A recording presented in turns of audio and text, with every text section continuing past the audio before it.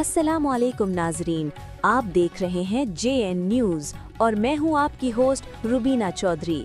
सबसे पहले नजर डालते हैं आज की अहम खबरों पर।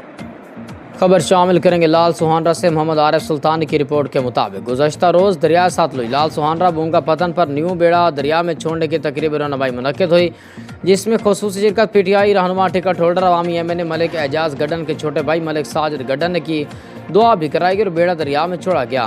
गुज़श्ता रोज़ जाम मुमताज़ ने एक न्यू बेड़ा दरिया सतलुज में छोड़ने की इफ्ताही तकरीब मुनक्किद कराई, जिसमें लाल सुहानरा के मकामी ज़मींदार PTI के टिकट होल्डर अवाम की सही मानी में नुमाइंदगी करने वाले मलिक एजाज अहमद गड्डन के छोटे भाई मलिक साजिद गड्डन की लाल सुहानरा पूंगा पतन पर जाम मुमताज़ की न्यू कश्ती की इफ्ताही तकरीब में शिरकत। मलिक साजिद गड्डन के पतन पहुँचने पर जाम बरादर ने इस्तकबाल किया और दुआ कराई गई।